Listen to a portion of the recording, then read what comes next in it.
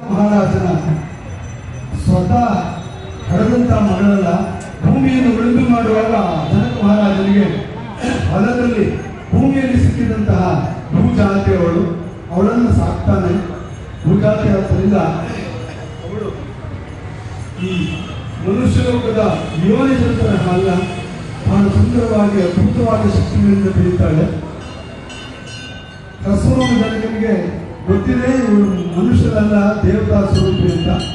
ಹಾಗಾಗಿ ಲಕ್ಷ್ಮೀನಾರಾಯಣ ಸ್ವರೂಪಿಗಳಾಗಿರುವಂತಹ ಆ ದೇವತೆಗಳ ಎಲ್ಲ ಅನುಗ್ರಹವನ್ನು ಪಡೆದು ವಿವಾಹವನ್ನು ಮಾಡಬೇಕು ಅಂತ ಅದಕ್ಕೆ ಪಣ ಅಂತ ಹೇಳ್ತಾನೆ. ಗೊತ್ತಿದೆ ನಿಮಗೆ, ಶಿವನಿಂದ ದತ್ತವಾಗಿರುವಂತಹ ಧನುಸ್ಸನ್ನ 1,000 ಜನ ಸೈನಿಕರು ಎಳ್ಕೊಂಡು ಬಂದು ಇಟ್ಟಂತಹ ಆ ಶಿವನ ಧನುಸ್ಸನ್ನು ಯಾರು ಎತ್ತಿ ಹೆದೆರಿಸುವುದು ಬಾಣ ಬಿಡೋದು ಅಂತ ಅರ್ಥಲ್ಲ.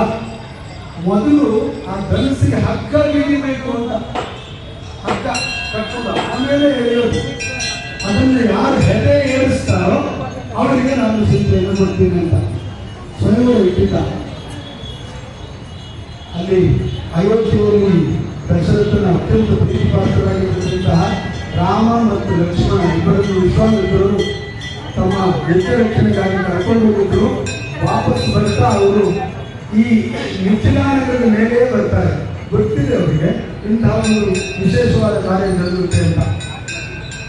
ಎಲ್ಲ ರಾಜ ಮಹಾರಾಜರು ಭೂಲೋಕದಲ್ಲಿದ್ದವರೆಲ್ಲ ಅದನ್ನ ಎತ್ತೋದಿರಲಿ ಅಲುಗಾಡಿಸೋದಕ್ಕಾಗ್ತಿರ್ಲಿಲ್ಲ. ಅಂತಹ ಧನಸ್ಸದು ಕೊನೆಗೆ ಬಂದವರಲ್ಲಿ ಯಾರಾದ್ರೂ ಪ್ರಯತ್ನ ಮಾಡಪ್ಪ ಅಂತ ಹೇಳ್ತಾನೆ ದಶರಥ ಮಹಾರಾಜ. ರಾಜಕುಮಾರ ಹತ್ರ ಯಾರತ್ರ ಆಗಲಿಲ್ಲ ಅಂತ. ಆಗ ಪ್ರಕಾಶುಟರಾಗಿ ವಿಶ್ವಾಮಿತ್ರ ಶಿಷ್ಯರಾಗಿರುವಂತಹ ಆ ರಾಮ ಲಕ್ಷ್ಮಣರು ಶ್ರೀರಾಮಚಂದ್ರ ಮುಂದೆ ಬರ್ತಾನೆ. ಕೈ ಮುಗಿದು ಒಂದೇ ಕೈಯಲ್ಲಿ ಆ ಧನಸ್ಸನ್ನು ಎತ್ತಿ ಹೆದೆ ಏರಿಸಬೇಕು ಅಂದ್ರೆ ಹಗ್ಗವನ್ನು ಬಿಗಿಬೇಕು, ಮುರಿದು ಬಿಟ್ಟಂತೆ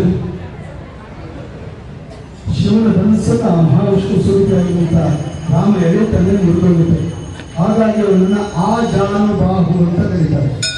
ನೀವು ಯಾರಾದರೂ ನೋಡಿ ಆ ಜಾನುಬಾಹುಗಳು ಕಲಿಯುಗದಲ್ಲಿ ಇಲ್ಲ.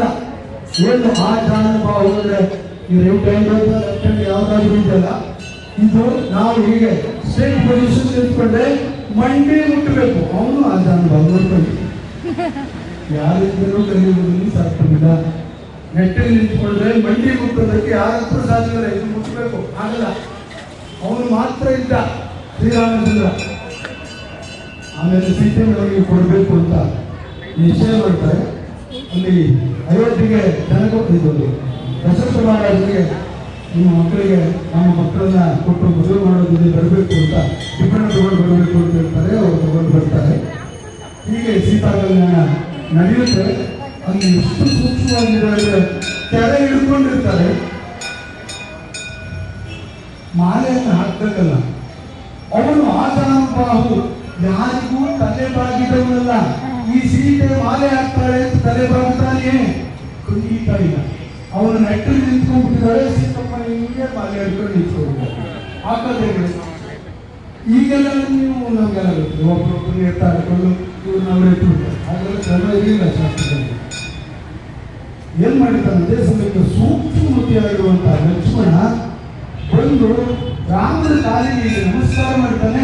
ಅವನನ್ನ ಎತ್ತಬೇಕು, ಆಶೀರ್ವಾದ ಮಾಡಿ ಎತ್ತಬೇಕು ಅಂತ ರಾಮ ಬರ್ತಾನೆ. ಸೀತೆ ಟಕ್ಕಂತ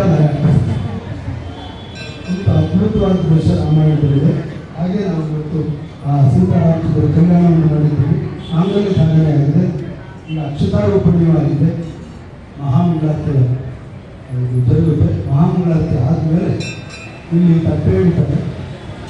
ಮುಯ್ಯಿ ಕೊಡುವ ಪದ್ಧತಿ ಇದೆ. ಹೊಸ ದಂಪತಿಗಳಿಗೆ ಮುಯ್ಯಿ ಹಾಕಿ ಅಕ್ಷತೆಯನ್ನು ಹಾಕಿ ನಮಸ್ಕಾರ ಮಾಡ್ತೀವಿ. ಇಲ್ಲಿ ಮನೆಯಾಗ್ತದೆ.